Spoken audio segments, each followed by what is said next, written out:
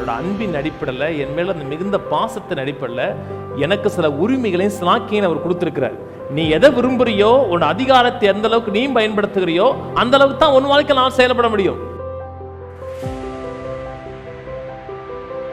நாம் வேண்டிக் கொள்வதற்கும் நினைக்கிறதற்கும் மிகவும் அதிகமாய் நமக்குள்ளே கிரியை செய்கிற வல்லமையின்படியே நமக்கு செய்ய வல்லவராயிருக்கிற பெரும்பாலும் இந்த வசனத்தை அப்படி யாருமே சொல்றது கிடையாது. சொல்லும் பொழுது நான் நினைப்பதற்கும் வேண்டிக் கொள்வதற்கும் மிகவும் அதிகமாக செய்வார். நாம் நினைப்பதற்கும் வேண்டிக் கொள்வதற்கும் மிகவும் அதிகமாக செய்வார். அப்படி இப்படி மொட்டையா சொன்னோம்னா சாவரிட்டி டோட்டல் அவரை பொறுத்து தான் இருக்கு. இல்லை, அவர் என்ன நம்ம நினைக்கிறோம், வேண்டிக் கொள்கிறோம், அவர் எவ்வளவு செய்வாருங்கிறது முழுக்க முழுக்க யாரை பொறுத்து இருக்கிறது? அவரை பொறுத்து இருக்கிறது. நான் நினைக்கிறதுக்கும் வேண்டிக் கொள்வதற்கும் மிகவும் அதிகமாக செய்வார். அப்படி சொல்லலாம் அந்த வசனம். நாம் நினைப்பதற்கும் வேண்டிக் கொள்வதற்கும் மிகவும் அதிகமாய் நமக்குள்ள எந்த அளவுக்கு அவர் கிரியை செய்கிறாரோ, கிரியை செய்வதற்கு நான் இடம் கொடுத்திருக்கணும், அந்த அளவுக்கு தான் அவர் செய்வாரே தவிர அந்த ப்ரொபோஷன்ல தான் செயல்படுவார். எனக்கு கோடி ரூபா கொடுக்கணும்னு நினைச்சா கூட, 10 கோடி கொடுக்க நினைச்சா கூட, என்னோட விசுவாசம் 5 ரூபா லெவலில் தான் இருந்துச்சுன்னா 5 ரூபா தான் கொடுப்பாரு. இல்லை எனக்கு இல்லைங்க, அவர் நினைச்சா கொடுத்துருவாருங்க. அவர் நினைக்கத்தாங்க செய்கிறாருங்க, நம்ம நினைக்க மாட்டோம்ங்க. அவர் நினைக்கிறபடி எல்லாமே நடக்காதுங்க. அவருடைய நினைவுகளும் என்னுடைய நினைவுகளும் இணைந்திருந்தா தான் அவருடைய அதிகாரமும் என்னுடைய அதிகாரமும் சேர்ந்து வரணும். அவருக்கு ஒரு அதிகாரம் இருக்கா, எனக்கு ஒரு அதிகாரம் இருக்கா? 2 அதிகாரம் இணைந்தா தான் அந்த பூமியில் அற்புதங்கள் நடக்கும். தேவன் இல்லாமல் நான் ஒண்ணுமே செய்ய முடியாது, அப்படித்தானே?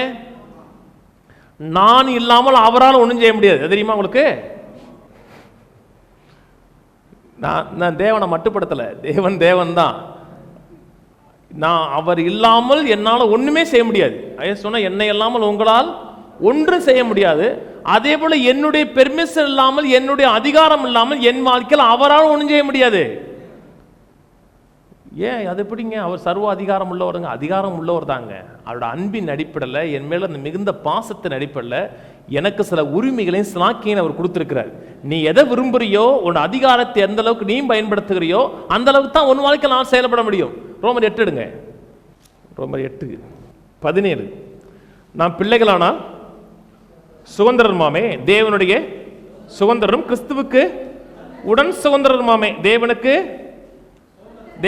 சுதந்திரம், கிறிஸ்துவுக்கு உடன் சுதந்திரம். உடன் சுதந்திரம் ஜாயிண்ட் அக்கௌண்ட் போட்டாலும் அர்த்தம், ஜாயிண்ட் அர்த்தம். தேவனுக்கு சுதந்திரம், கிறிஸ்துவுக்கு ஜாயிண்ட் அக்கௌண்ட் பார்ட்டி. கிறிஸ்து மட்டும் சைன் பண்ணா பணம் கிடைக்காது, நானும் சைன் பண்ணணும். இல்லை நான் மட்டும் சைன் பண்ணாலும் கிடைக்காது, அவரும் சைன் பண்ணணும், நானும் சைன் பண்ணணும். 2 பேரும் சைன் பண்ணும் போது தான் என்னுடைய வாழ்க்கையில் அற்புதங்கள் நடக்கும். அவரே நினைச்சா செஞ்சிருவாரு. அவருடைய வல்லமையினால அவர் நினைக்கிறத கொடுத்துருவாரு. நான் சைன் பண்ணாத வரை, எனக்கு தேவன் கொடுத்த அதிகாரத்தையும் வல்லமையும் பயன்படுத்தி ஆண்டவரை என் வாழ்க்கையில் நடக்கணும் என்று நான் பெர்மிஷன் கொடுக்காத வரை என் வாழ்க்கையில் தேவன் செயல்பட முடியாது.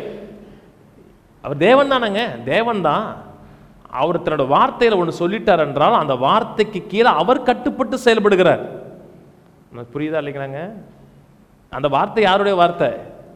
அவருடைய வார்த்தை தான். அவருடைய வார்த்தைக்கு மிஞ்சி அவர் செயல்பட மாட்டார். அவருடைய வார்த்தை என்னவோ அதன்படி செய்வார்லாம் கணிங்க. தேவன் எல்லாமே நம்மகிட்ட கேட்டு செய்யற கிடையாது. நம்முடைய வாழ்க்கைன்னு வரும் பொழுது நம்மகிட்ட கேட்டு செய்யறாரு. எல்லாமே நம்மகிட்ட கேட்டு தான் செய்யறாரானா கிடையாது. சில காரியங்கள் அவருடைய சித்தம், அவருடைய விருப்பம், அதுக்கு யாருமே பெர்மிஷன் கொடுக்க முடியாது, யாரும் அதுக்குள்ள இன்வால்வ் ஆக முடியாது. அவர் நினைச்சதை மட்டும்தான் செய்வார். அது சில விஷயங்கள்.